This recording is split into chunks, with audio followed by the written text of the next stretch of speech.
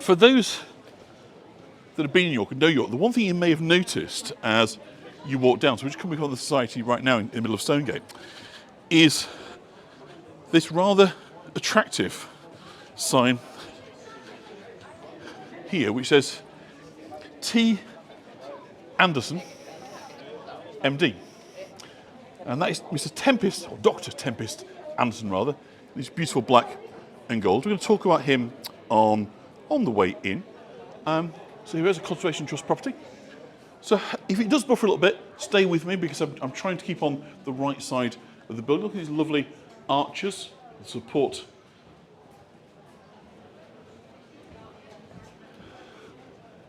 Victorian lanterns. You've got an old 17th century house. Inside, you've got conversion for the medical society.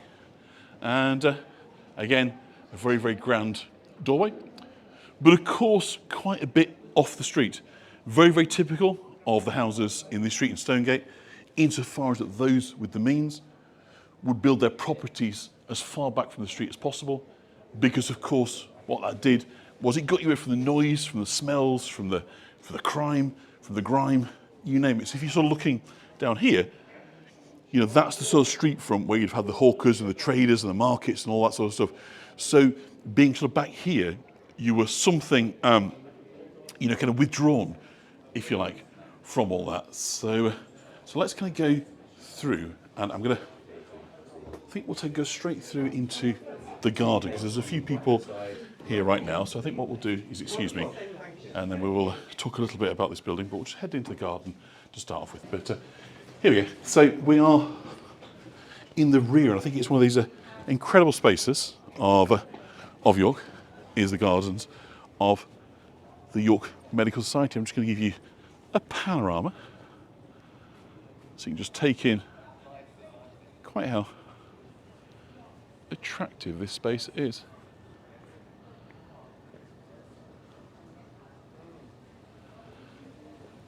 So again, very discreet, very, I thought it was a little bit of zoom there. Isn't it just divine? So again, this secret, hidden away, beautiful, relaxing space, right in Stonegate. And again, listen to the volume. You can't hear anything. Well, very little. You'd never really guess, would you, that you were in the centre of the city of York.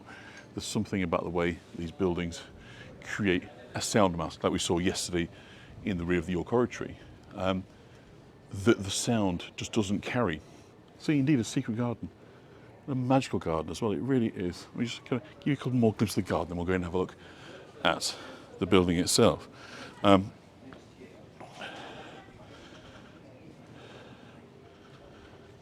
It is so peaceful.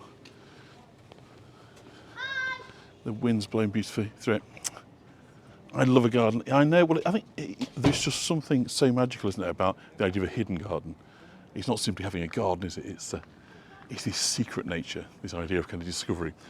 And just spending time, how much time could you just spend sort of pottering in the garden of the York Medical Society? It is absolutely charming. And of course, very, very old houses. Much kind of, you know, worked on, if you like, renovated, adapted over the years to make them kind of fit for purpose. Is this a dead end? Maybe we have to come back, but if we can get through, we will. Oh, it looks like, oh, can we? I don't know. About to find out whether we can or not. Ah, here we are, yeah. So we can get through. And we've been down here before, so that was a voyage of discovering. A beautiful urn. It's on there. So we're going to go inside. We're going to talk a bit about Tempest Anderson.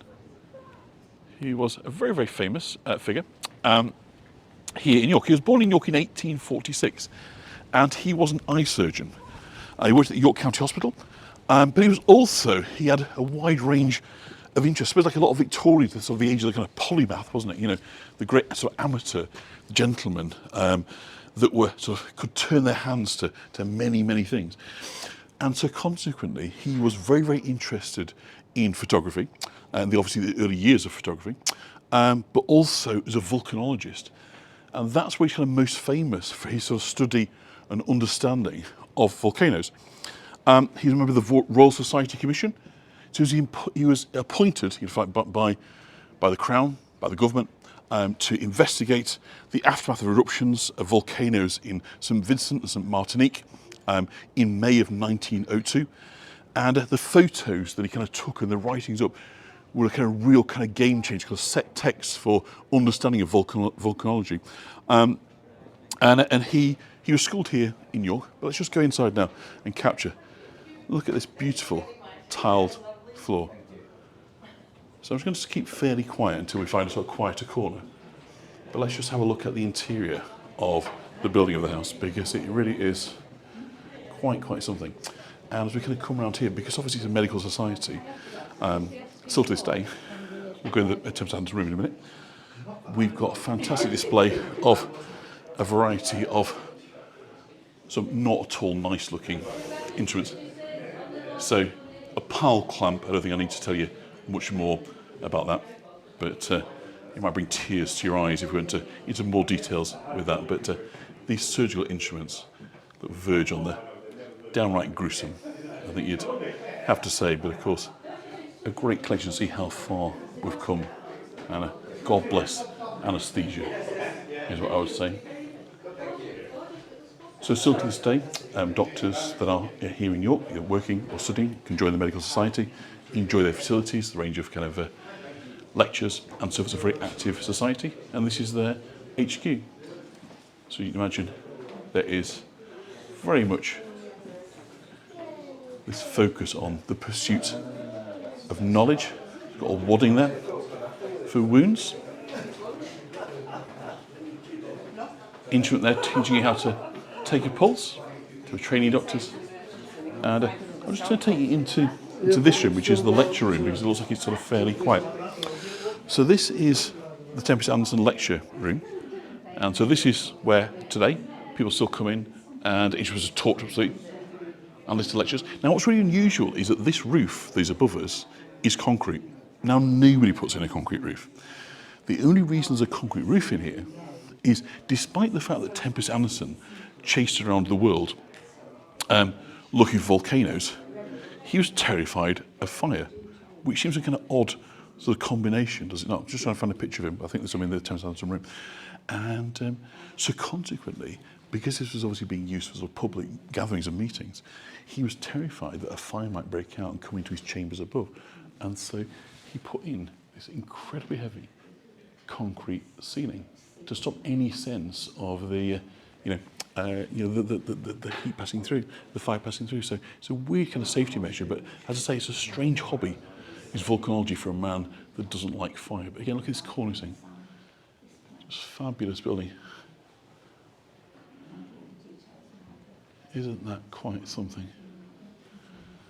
And again, a beautiful bay window here flooding in the light. So let's have a go and have a look in the Tempest Anderson room, and we'll see if we can't talk a little bit about him. So I think that's... We can't go in there. It's a beautiful panel room, but the internet is dead in there. If I go in there, we'll lose the stream, so we're not going to do that. We've got donations here from the past, see? Going back to 1742. We've got a record of the beneficers. People, and quite significant amounts of money. They're £1,500 in the 1740s. This was a not inconsiderable sum of money. Again, over here, look, Mr. and Mrs. Medhurst paying £471 in 1758. So these are very significant benefactors that are listed. So it's perhaps not a surprise they have their name on the wall. But let's pass over into the Tempest Anderson room. And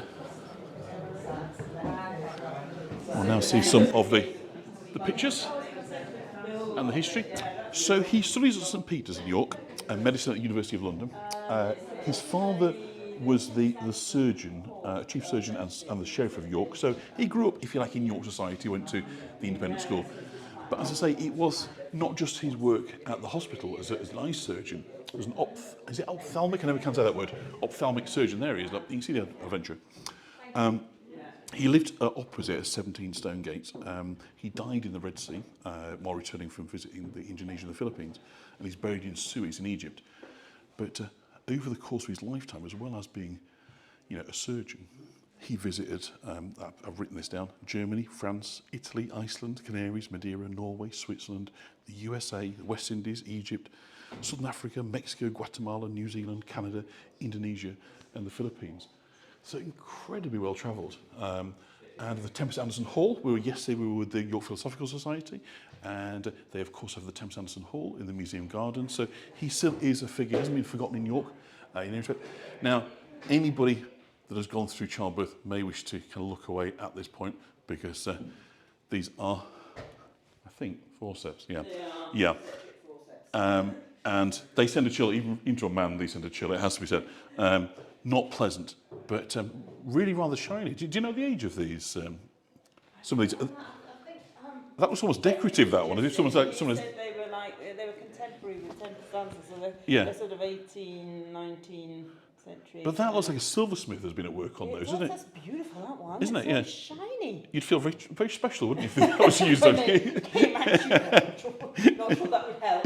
No, but my goodness. Travelling case version, I think all you can do is say thank goodness for anaesthetic and for antibiotics, and to live in an era with. To David, they're very similar now. Yeah. Science hasn't moved on. I don't think forceps are often used these days. It's a bit like pulling teeth, isn't it? There's only really one way to do it, isn't it? And that's, knee on the chest and. Thinking about But what a beautiful spot, this fabulous medical society. So I say it's still very much meeting today. The doctors and medics around the city can become members, I believe, from sort of students onwards up to sort of fully practicing. And so this is a kind of social hub, a learning place, as well, of course, as a place of tribute to Tempest Anderson. Of course, over here you've got retinal stuff, so of course reflecting his work as an ophthalmic, is that the way you say it? Ophthalmic surgeon. So very, very interesting. Of course, it's perhaps not surprising, it's just in photography and capturing imagery when it's kind of looking at eyes, so there's perhaps a reflection there, deliberate or otherwise. You can see postcards he's kind of sent back over the years here of volcanoes, famous ones, Mount Etna in Sicily. He went all around the world, and studied all these places. So he really was a kind of Renaissance man that was an incredible credit to York and its education. And kind of forward thinking, even though he wasn't a Quaker, so really some of that sort of Quaker sort of thinking of, improvement, education, knowledge, as being the way to kind of improve the world. So let me just kind of pass through here and we'll see if we can get into the office, which is absolutely delightful. There was a whole bunch of people in there before, but let's see if we can show you. So again, very luminous, it's a bit dark down here to be able to sort of see, but it's a fabulous office where a friend of mine, Jane, gets to work. She's the manager, sort of day-to-day manager of this. But yeah, I'm not going to talk too loud because people are in here, but have a look at that for a study. Isn't that really rather grand? You're coming to work every day and this was your workplace. Well, my mate Jane, she does that. This is her desk over here. So what a place that she gets to.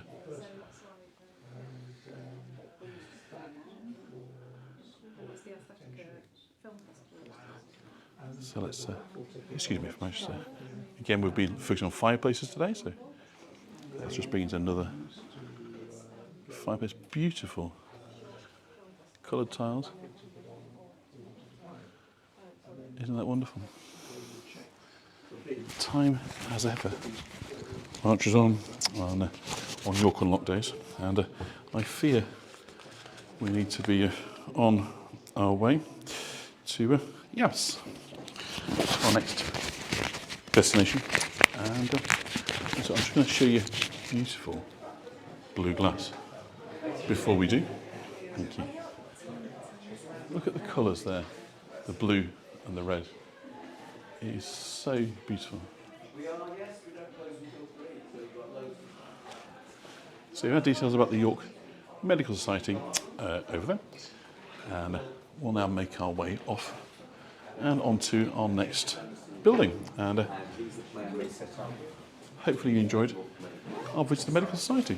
And then when you go through, there's a